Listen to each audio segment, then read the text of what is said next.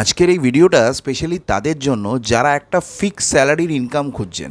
প্রচুর মানুষ আমাকে ফোন করে বিজনেসের ব্যাপারে জানতে চায় বা কাজের ব্যাপারে জানতে চায় যে তারা কাজ খুঁজছে বা ইনকাম খুঁজছে, কিন্তু তাদের মেন্টালিটি হচ্ছে তারা একটা ফিক্স স্যালারি চাইছে। প্রতি মাসে আমি কাজ করব, মাসের শেষে আমার একটা ফিক্সড ইনকাম থাকবে, সেটা 8,000 হোক, 10,000 হোক, 15,000 হোক বা 20,000 হোক, যে কোনো অ্যামাউন্ট হোক, বাট এটা আমার ফিক্স স্যালারি। এই ফিক্স মেন্টালিটি যারা, যে আমরা ফিক্স স্যালারিই চাই, তার বাইরে আমার কিছু চাই না, এই ভিডিওটা স্পেশালি তাদের জন্য। আপনারা মন দিয়ে দেখবেন, কয়েকটা কথা আপনাদের বলতে চাই আমি। দেখুন, মানে তাদের যে মেন্টালিটিটা থাকে, মানে আমি যেটা দেখেছি, যে আমি সারা মাস কাজ করব, সেখানে 10টা 5টা ডিউটি করব, সে অফিস টাইমিংটা যেটাই হোক, 8 ঘন্টা 10 ঘন্টা আমি ডিউটি করব, মাসের শেষে আমার একটা ফিক্স স্যালারি চাই। সেটা অ্যামাউন্টটা যে কোনো অ্যামাউন্ট হতে পারে, কিন্তু সেটা মানে আমি ব্যাপারটা এরকম নয় যে আমি করলে পাবো বা আমার কোনো টার্গেট থাকবে, সেটা যদি হয় তবে আমি করতে পারবো, টার্গেট হলে আমার ইনকাম হবে, না হলে হবে না। তো সেটা যদি আমার কম হয়ে যায়, ধরুন সাপোজ কারোর ইনকাম হয়তো বলা হলো তাকে যে আপনার ইনকাম 10,000 টাকা, তো সে ঠিকঠাক পারফরমেন্স করতে পারলো না, সেখানে সে 8,000 টাকা ইনকাম করলো বা 5,000 টাকা ইনকাম করলো, সেটা হলে হবে না। বা ধরুন কেউ বেটার পারফরমেন্স করলো, ভালো পারফরমেন্স করলো, সেখানে 10,000-এর জায়গায় সে 15,000, 12,000 বা 20,000 টাকা অবধি ইনকাম করলো, সেই জিনিসটা তারা চায় না। তাদের মেন্টালিটি হচ্ছে এই জায়গায় যে আমার একটা অ্যামাউন্ট ফিক্স থাকবে, সেই অ্যামাউন্টটা আমি প্রতি মাসে ইনকাম করব। এই ভিডিওটা স্পেশালি তাদেরকে আমি কয়েকটা কথা বলতে চাই। দেখুন, একটা জিনিস আমাকে বলবেন আপনারা, যে ফিক্সড ইনকাম হওয়াটা ভালো না ইনকামটা গ্রো করাটা ভালো? ফিক্সড ইনকাম প্রতি মাসে আপনার 10,000 টাকাই স্যালারি বা 15,000 টাকা স্যালারি বা 20,000 টাকা স্যালারি, তো সেটা প্রতি মাসে ফিক্সড টাকাটা ভালো না প্রতি মাসে আপনার ইনকামটা গ্রো করবে, বাড়বে, সেটা বেশি ভালো? কোনটা ভালো আপনি নিজে একবার ভেবে দেখুন তো। আমি একটা ছোট্ট এক্সাম্পল আপনাদের দিচ্ছি। আপনারা প্রত্যেকেই স্কুলে বা কলেজে পড়াশুনো করেছেন, আমিও পড়েছি। বা আপনারা যদি কেউ সিনিয়র পার্সন থাকেন আপনাদের বাড়িতে, হয়তো যদি কোনো স্টুডেন্ট ভিডিওটা দেখেন, তাহলে আপনারাও ভালো করে বলতে পারবেন যারা অলরেডি পড়ছেন। বা আপনাদের বাড়িতে যদি কোনো বাচ্চা থাকে, আপনার কোনো ছেলে মেয়ে থাকে যারা অলরেডি স্কুলে বা কলেজে পড়ছে, বাচ্চাদের ক্ষেত্রে বা এডুকেশন সিস্টেমের ক্ষেত্রে যারা পড়াশুনো করে, সেখানে দাঁড়িয়ে যদি স্কুল থেকে বা কলেজ থেকে বা বোর্ড থেকে এরকম একটা সিস্টেম করে দেওয়া হতো যে ছেলে মেয়ে যে যা পড়াশুনোই করুক না কেন, তাকে ফিক্সড নম্বরই দেওয়া হবে। তাকে প্রতি পরীক্ষায়, মাধ্যমিক বলুন, উচ্চ মাধ্যমিক বলুন, যে কোনো পরীক্ষায় তাকে ফিক্সড নাম্বারই দেওয়া হবে, তাকে 30ই দেওয়া হবে বা 40ই দেওয়া হবে, তার বেশি দেওয়া হবে না। সেটা কি ভালো? না যে স্টুডেন্ট যেরকম পারফরমেন্স করবে সেই অনুযায়ী সে মার্কস পাবে, সেটা ভালো? কোনটা ভালো আপনারা নিজেরা আমাকে বলুন তো। আজকে আপনারা দেখবেন এডুকেশন সিস্টেমের ক্ষেত্রে একটা কোয়েশ্চেন পেপার, সাপোজ মাধ্যমিক পরীক্ষা হচ্ছে বা উচ্চ মাধ্যমিক পরীক্ষা হচ্ছে, সেই পরীক্ষা যখন হয়, সেই পরীক্ষায় কোনো ছেলে ফার্স্ট সেকেন্ড থার্ড হয়, আবার সেই পরীক্ষায় কেউ ফেল করে, কেউ পরীক্ষায় আবার 30 নম্বর 40 নম্বর পেয়ে কোনো রকমে পাস করে, কেউ আর মোটামুটি 60% 70% নাম্বার পায়। ঠিক এটা আমরা দেখে এসেছি। তো কোশ্চেন পেপার তো সবার জন্য সেম, কোশ্চেন পেপার সবার জন্য সেম, ওখানে কিন্তু কোনো ডিফারেন্স হয় না যে আলাদা আলাদা স্টুডেন্টের আলাদা আলাদা কোশ্চেন পেপার। কিন্তু সেম কোশ্চেন পেপারে কেউ ফেল করছে, কেউ আবার ওই কোশ্চেন পেপারে 100 মার্কস নিয়ে আসছে বা 80% 90% নাম্বার পাচ্ছে। এটা ভালো? না একটা ফিক্স নাম্বার যদি বেঁধে দেওয়া হয় যে তুমি যতই পড়াশুনো করো না কেন, তোমাকে 40-এর বেশি দেওয়া হবে না বা 50-এর বেশি দেওয়া হবে না, আপনার কি মনে হয় স্টুডেন্টরা তাদের পড়াশুনো করবে? কারণ তারা জানবে যে আমি যতই পড়ি না কেন, আমাকে 40-এর বেশি দেওয়া হবে না। তো 40 পেতে গেলে যতটুকু করতে হয় সে ততটুকুই পড়বে, তার বাইরে কিন্তু পড়বে না। তো তার পড়াশোনায় বেটার বা জ্ঞান অর্জন করা বা নলেজ, পড়াশুনোয় সেই স্টুডেন্টটা, সেই ছেলেটা বা মেয়েটা কোনো দিনও কিন্তু ভালো হতে পারবে না। এটা আপনারা ভালো করে ঠান্ডা মাথায় বিচার করে দেখুন, আমি যে কথাটা বলছি, কোনো দিনও তারা বেটার হতে পারবে না। ঠিক সেম জিনিসটা চাকরির ক্ষেত্রেও প্রযোজ্য, বা যারা ফিক্স মেন্টালিটি বিশ্বাস করেন তাদের ক্ষেত্রেও প্রযোজ্য। আজকে যদি আপনি জানেন যে আপনি 10,000 টাকার বেশি পাবেন না, আপনি যতই খাটনি করুন না কেন আপনাকে 10,000 টাকার বেশি দেওয়া হবে না, তো সেক্ষেত্রে আপনি কি এক্সট্রা এফোর্ট দেবেন? আপনি কি নিজের স্কিলকে বাড়ানোর জন্য, বা যে কোম্পানির হয়ে আপনি চাকরি করছেন বা কাজটা করছেন, সেখানে কি আপনি এক্সট্রা কিছু করবেন যাতে আপনার ইনকাম 15,000, 20,000 বা 25,000 হয়? আপনি জানেন আমি 10,000 টাকাই স্যালারি পাবো, তার বাইরে আপনি পাবেন না। তো যে টাইম আপনাকে যা বলা হয়েছে, যতটুকু কাজ বলা হয়েছে, সেটুকুর বেশি আপনি করবেন না। আপনার মনে হয় আপনি সেখান থেকে গ্রো করতে পারবেন, যে কারণে ম্যাক্সিমাম লোক দেখবেন আপনার গ্রো করে না লাইফে। এক্সেপশন অনেক জায়গায় আছে, যারা নিজেরা এফোর্ট দিয়ে কাজ করে, তারা ভাবে আমি সেখান থেকে একটা বিশাল কিছু করব, দারুণ প্রমোশন নেব।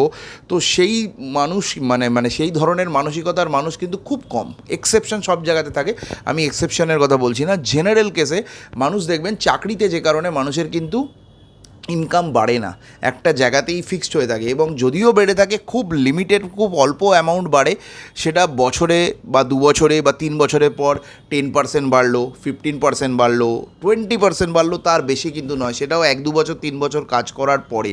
তো সেখানে দাঁড়িয়ে থেকে তো সেই মানুষটা দেখবেন কাজের প্রতি কোনো ইন্টারেস্টই থাকে না, মানে বাধ্য হয়ে দায়ে পড়ে করছে, কারণ সে জানে আমার একটা খরচা আছে, সংসার খরচা প্রতি মাসে, যেটাকে আমাকে মেকআপ করতে হয়, চালাতে হয়, তার ফ্যামিলি আছে, মা বাবা আছে, তাদেরকে দেখতে হয়, তার ওয়াইফ আছে, ছেলে মেয়ে আছে, তাদের পড়াশুনো সেগুলো চালাতে হয়।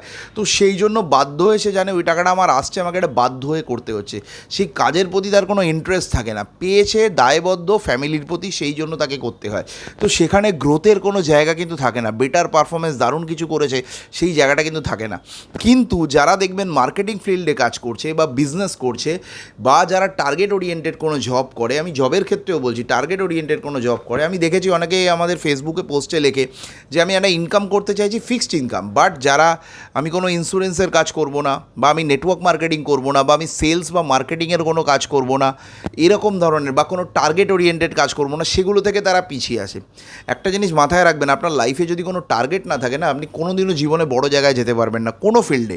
আপনার লাইফে একটা টার্গেট সবসময় থাকতে হবে। একটা স্টুডেন্টকে দিয়ে বিচার করুন, সেই স্টুডেন্টের যদি টার্গেট না থাকে যে আমাকে 80% মার্কস পেতে হবে, তাকে কিন্তু স্কুল বা তার কলেজ বা তার ইউনিভার্সিটি বা তার ক্লাস টিচার, প্রিন্সিপাল কেউ বলে দেয়নি যে তুমি কত মার্কস পাবে। সেই স্টুডেন্টটা ডিসাইড করে সে পরীক্ষায় কত পেতে চায়, তার জীবনের লক্ষ্য কী, সে কত ভালো রেজাল্ট করতে চায়, সে কি কোনো রকমে পাস করতে চায়, না একটা ভালো রেজাল্ট করতে চায় বা 1 থেকে 10-এর মধ্যে আসতে চায়। সেই ডিসিশানটা সম্পূর্ণ সেই স্টুডেন্টটার হাতে থাকে, এবং সেই অনুযায়ী সে পড়াশুনো করে। যে যেরকম পড়াশুনো করে সে মার্কস কিন্তু সেই রকম নিয়ে আসে। তো সেই কারণে সেই স্টুডেন্টের, একটা অ্যাভারেজ স্টুডেন্টও যদি থাকে না, সে কিন্তু বেটার হওয়ার সুযোগ থাকে, ব্রাইট কেরিয়ার, ভালো মার্কস নিয়ে আসার, এক্সামে ভালো স্কোর করা তার কাছে সুযোগ থাকে। সে জানে আমি যদি ভালো পড়াশুনো করি তাহলে আমি দারুণ মার্কস কিন্তু আনতে পারবো। কিন্তু চাকরির ক্ষেত্রে কিন্তু সুযোগটা থাকে না। তো সে একটা টার্গেট সেট করে যে আমাকে 80% পেতে হবে, 90% পেতে হবে। যারা সত্যি সিরিয়াস আছে, তো তারা তাদের স্টুডেন্টের সাথে বা তাদের স্যার বা ম্যাডামের সাথে, যারা প্রাইভেট টিউটার আছে, যাদের কাছে গাইডেন্স নেয়, তাদেরকে বলে যে স্যার আমি 80% মার্কস পেতে চাই ফাইনাল এক্সামে, কী করতে হবে বলুন, কীভাবে পড়বো, যা যা বলবেন আমি তাই তাই করতে রাজি আছি। তো সে তার নিজের টার্গেট বা নিজের বেঞ্চমার্ক সেট করে, এবং সেই অনুযায়ী সে পড়াশুনো করে, এবং সে টার্গেটটাকে অ্যাচিভও করে। তো আপনার লাইফে যদি কোনো টার্গেট না থাকে না, আপনি কোনো দিনও বড় জায়গায় যেতে পারবেন না। একটা অ্যাভারেজ লাইফ, কোনো রকমের দিনটা কেটে যাচ্ছে, চলে যাচ্ছে, এরকম একটা ব্যাপার। তো সেটা কি আপনি চান যে আমার একটা ফিক্সড অ্যামাউন্ট থাকবে, ব্যাস তার বেশি আমার আর কিছু দরকার নেই? নাকি একটা গ্রোথ, যে আজকে আমি 10,000 ইনকাম করছি, এরপর 12,000 হবে, 15,000, 20,000, 25,000, 30,000, এটা আমার বাড়বে কনস্ট্যান্ট, এবং সেই বাড়াটা আপনার ওপর ডিপেন্ড করবে, আপনার বসের ওপর নয়। চাকরিতে কি হয়, আপনি আজকে 10,000 টাকা স্যালারি পাচ্ছেন, ওই 10,000 টাকাটা কবে 15,000 হবে আপনিও জানেন না, আপনার বসও জানে না। এবং সেটা যদিও বাড়ে, জবে বাড়বে সেটা বসের ইচ্ছা অনুযায়ী, আপনার ইচ্ছা অনুযায়ী কিন্তু বাড়বে না, সেখানে আপনার কোনো হাত নেই। এটা হচ্ছে সবথেকে বড় কথা, সবসময় মাথায় রাখবেন। তো সেখানে নিজের মাইন্ডসেটটাকে চেঞ্জ করুন, এটা আপনাদেরকে রিকোয়েস্ট করব। যদি লাইফে গ্রো করতে হয়, বড় ইনকাম করতে হয়, আপনাকে একটা এমন প্রফেশন নিতে হবে যেখান থেকে আপনি নিজের ইনকাম নিজের ইচ্ছা মতো করতে পারবেন, নিজে ডিসাইড করতে পারবেন। এবং network marketing business, Vestige business আপনাকে সেই সুযোগটাই দেয়, যেখান থেকে আপনি নিজের ইনকাম নিজে ঠিক করতে পারবেন, কেউ আপনাকে আটকানোর নেই। আপনি মাসে 10,000 টাকা ইনকাম করবেন, না মাসে 20,000 টাকা ইনকাম করবেন, না 50,000 টাকা ইনকাম করবেন, না 1,00,000 টাকা ইনকাম করবেন, তার থেকে বেশি ইনকাম করবেন, সেই ডিসিশনটা সম্পূর্ণ আপনার। কোম্পানি আপনাকে কিছু বলেনি, কোনো সিনিয়র আপনাকে কিছু বলেনি, আপনি সেই অনুযায়ী প্ল্যানিং করবেন, আপনার সিনিয়র আপনাকে হেল্প করবে, সেই প্ল্যানিং অনুযায়ী আপনি এখান থেকে ইনকাম করতে পারবেন। তাহলে ভেবে দেখুন কত সুন্দর স্বাধীনতা। এটা হচ্ছে সবথেকে বড় ব্যাপার, সবসময় মাথায় রাখবেন। একটা লাস্ট এক্সাম্পল দেবো, আইসিইউতে পেশেন্ট ভর্তি থাকে, আপনাদের বাড়িতেও অনেকে ভর্তি থেকেছে বা আপনারা শুনেছেন, আইসিইউতে যখন পেশেন্ট ভর্তি থাকে না, তার প্রত্যেক সেকেন্ডে সব পালস চেক হয়, সব কিছু চেক হয়। ওখানে একটা মিটার থাকে, আপনারা দেখবেন সেই মিটারটা এরকম up down up down up down করতে থাকে। এটার মানে কি জানেন? এটার মানে হচ্ছে পেশেন্টটা বেঁচে আছে। যদি ওটা আপ ডাউন করে, আপনারা এই আপ ডাউনটা নিয়ে এত ভয় পান না, যে আপনারা ভাবেন যে বিজনেসের ক্ষেত্রে ও বাবা আজকে যদি ইনকাম কমে যায়, আপনি হয়তো বিজনেস করছেন, নেটওয়ার্ক মার্কেটিংয়ের ক্ষেত্রেও হতে পারে, আপনি হয়তো এই মাসে 10,000 টাকা ইনকাম করলেন, পরের মাসে আপনার বিজনেস ভালো হলো না, আপনার ইনকাম 8,000 টাকা হয়ে গেল বা 6,000 টাকা হয়ে গেল, আবার তার পরের মাসে আপনার সেটা বেড়ে হয়ে গেল 15,000 টাকা বা 20,000 টাকা। তো এই যে আপ ডাউন বিজনেসে হতে পারে, যে কোনো বিজনেস, শুধু নেটওয়ার্ক মার্কেটিং বলছি না, পৃথিবীর যে কোনো বিজনেসে এটা হয়। তো এই যে আপ ডাউনটাতে আপনারা ভয় পান, আপ ডাউনে কোনো দিনও ভয় পাবেন না, আপ ডাউনটাই হচ্ছে লাইফের পার্ট।